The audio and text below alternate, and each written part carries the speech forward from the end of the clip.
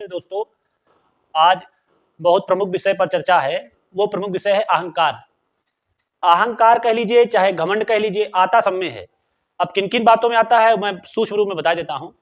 मैं बहुत सुंदर हूं, इसमें अहंकार आता है। मैं बहुत लंबा हूं, इसमें अहंकार आता है। मेरे पास बहुत धन संपत्ति संपदा है, इसमें अहंकार आता है। मेरे पास बड़ा मकान है, मेरे पास सुंदर पत्नी है, मेरे 2 बेटे हैं।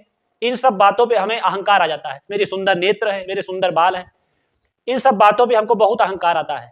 लेकिन देखिए, एक बात समझने वाली होगी, इन पर अहंकार का कोई हमारा अर्थ नहीं है, क्योंकि ये हमारा अपने द्वारा तो बनाया गया नहीं है। ना ये हाथ हमने अपने हाथ से बनाए, ना ये आंखें अपने हाथ से बनाई। ये सभी कुछ ईश्वर का ही दिया हुआ है। बस उसने जैसा दे दिया है, किसी को कम अच्छा दिया है, किसी को ज्यादा अच्छा दिया है, किसी को खराब दिया है, तो उसके कारण हम लोग अपने में अहंकार करते रहते हैं। मेरी बात का विश्वास मानिए, जैसे मैं बहुत अपने आप को अच्छा वक्ता मान लो तो मुझको भी अहंकार आ जाएगा, लेकिन अहंकार हमको नहीं लाना है।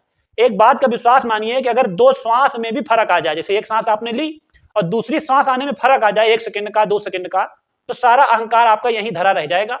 ना वो अहंकार साथ जाएगा, ना वो माया साथ जाएगी, ना वो सुंदर आंखें और जो हमने इतना बड़ा अहंकार का विस्तृत रूप बना लिया है वो नहीं जाएगा।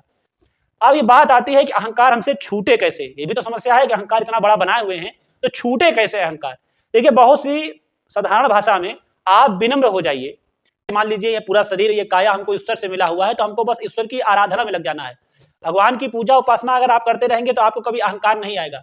क्योंकि अगर हम मन में किसी श्रेष्ठ को धारण कर लें, ईश्वर की उपासना करने लगे, वो कम समय ज्यादा समय करें बातें अलग है, लेकिन ईश्वर की उपासना जरूर करनी चाहिए। ईश्वर का उपासक कभी अहंकार नहीं करेगा, क्योंकि उसको पता है कि ईश्वर ही श्रेष्ठ है। ईश्वर ने ही हमें ये काया बनाई है, ईश्वर ने ही हमको ये ऊर्जा प्रदान की है कि हम ऐसा बोल पा रहे हैं, अच्छा नृत्य कर पा रहे हैं, अच्छा पढ़ पा रहे हैं, समाज में रुतबा हासिल कर पा रहे हैं। तो आप ये जान लीजिए, जो सर्व सर्वेश्वर है वो हमारा ईश्वर है। उसी की दी हुई काया पर अगर हम अभिमान और घमंड करते तो ये महान मूर्खता है। एक दिन ये काया और ये शरीर को मिट्टी में ही मिल जाना है, और अहंकार तो उसके साथ मिल ही जाएगा। इसीलिए हमें ईश्वर की उपासना करनी चाहिए, आराधना करनी चाहिए।